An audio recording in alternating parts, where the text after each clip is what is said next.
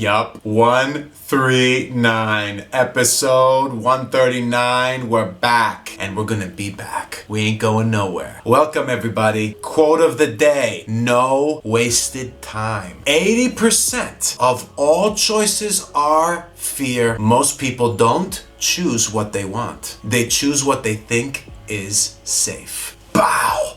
That is the quote, okay? You can get a lesson started easily on the consumer society about that. And today I am talking about marketing and shopping related to feelings. If you need language on feelings, which is very much connected with emotional intelligence and useful, episode 29, I've talked about it, but boom, check it out right here. If you need feelings related to work, and again, it's very closely related to the emotional intelligence topic, bada bing, here's another one. But for today, I'm in the context of marketing and shopping, a little bit different, but the language is just as pertinent. Stay tuned, because right after this intro, I'm coming in hot and fast with language for fluency. Yes, here we go.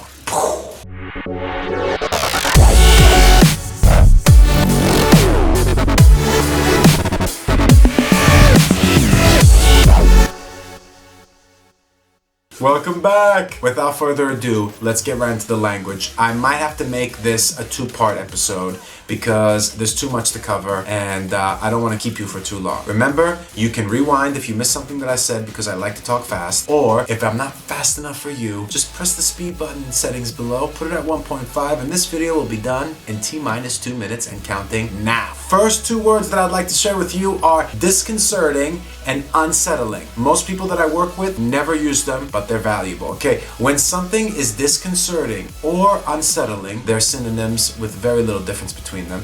It means that it concerns you. It's a news event, okay? If you see an invasion, an attack, an explosion, a natural disaster, it's disconcerting if it happens close to where you live or in the vicinity, or it's in kind of close proximity to where that disaster has happened. It's unsettling, maybe to the point where you might have to move or change the place where you're living. Okay, now I said it's marketing and shopping, so let me put that into context. Okay, you can become unsettled by the way the salesperson is approaching you, or maybe being a little bit too pushy with what they're trying to sell you. Okay, you might also become unsettled if what you have come to see to potentially buy is not at all what you were expecting, and actually you're very maybe uncertain now about whether you want to buy it or not. Okay, think of certain examples where the visual matters a lot in deciding whether to get it. Okay, so maybe certain kinds of meat and foods that you're buying, you see where they actually come from or how they're prepared. That might be a little bit unsettling as to whether you want to buy it again or where you want to get it from. Okay, let's move on. The next two words that I'm sharing with you are energizing and stimulating.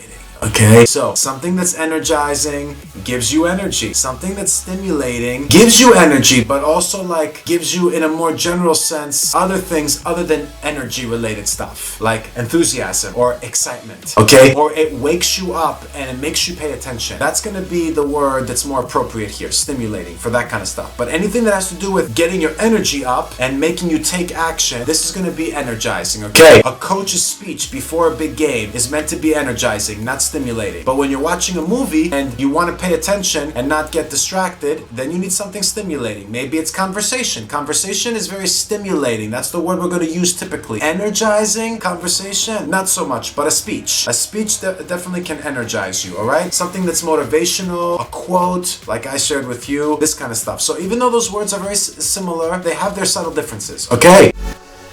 The next words I want to share with you is soothing and relaxing. Okay? They're more or less the same, but again, context is the key, alright? So relaxing, I don't need to explain. That word is something that all of you will know, especially if you're watching these videos. Soothing, that's going to be something that eases pain. Pain that's mental or pain that's physical. Okay? So any kind of exercise that you're doing that helps reduce that pain is soothing. Okay? The pain is reduced, and if the pain is reduced, you're relaxing. So there is a very close close association with the word relax, but there is a bit difference in context because there needs to be an action that's taken in order to help you reach a relaxing state. This is soothing. So it can be a massage. It can be the kind of music that you're listening to. It can be a kind of breathing exercise that you're doing. All of these things are soothing. Now, with shopping and marketing, you can hear soothing or relaxing music when you enter a shop because that helps you shop and spend more money. If you're going into an electronics shop and you're allowed to use the equipment, that might be very stimulating because now you're thinking, oh, I really need to buy this because I'm using it and it looks amazing and it's just so user-friendly, usability. This is stimulating. Yeah, it's getting you excited. So I'm going to cover one more pair. I'm going to save the rest for the next episode. 2 parts for this, okay? The next one is infuriating and maddening, all right? And after that, I got reassuring and comforting, and then rousing and stirring. Finally, tempting and enticing, which is actually my favorite combination.